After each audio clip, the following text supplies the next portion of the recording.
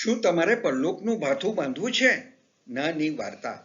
એક દિવસ અકબરે દરબારમાં પોતાના શાળાને 300 સોનાના સિક્કા આપ્યા અને કહ્યું, આ સિક્કાઓને એવી રીતે ખર્ચ કરો કે મને 100 સિક્કા આ લોકમાં મળે, 100 સિક્કા પરલોકમાં મળે અને છેલ્લા 100 સિક્કા ન તો આ લોકમાં મળે કે ન તો પરલોકમાં.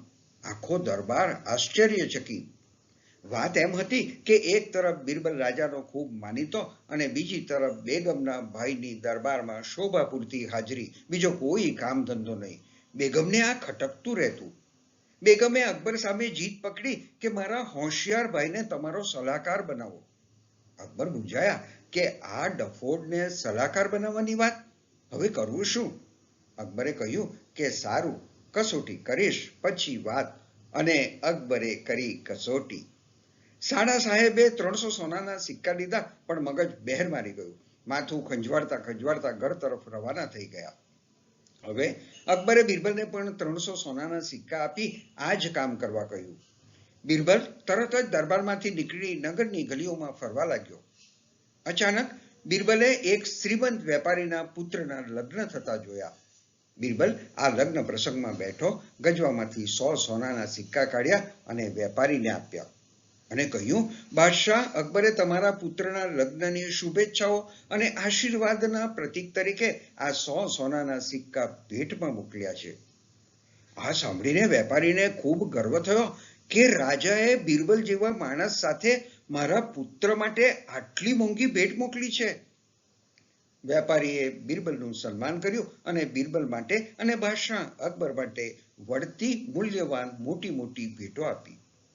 હવે બિરબલ ઉત્સાહિત થઈ નગરના એક ગરીબ વિસ્તારમાં ગયો. તેણે 100 સોનાના સિક્કાઓથી ખોરાક અને કપડાં ખરીદ્યા અને બાદશાહ અકબરના નામે ગરીબોમાં વહેંચ્યા. ત્યાંથી આગળ જતા બિરબલે એક સંગીત, નૃત્ય અને મુજરાનો કાર્યક્રમ જોયો, જ્યાં તેણે 100 સોનાના સિક્કા ખર્ચ્યા.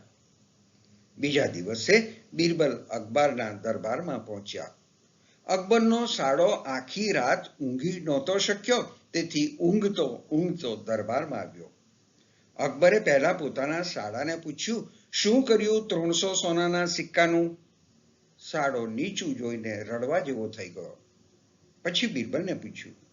બિરબલે જવાબ આપ્યો, જહાંપનાહ, મેં એક વેપારીને તેના પુત્રના લગ્ન માટે જે પૈસા આપ્યા હતા તે તમને આ લોકમાં પાછા મળી ગયા છે.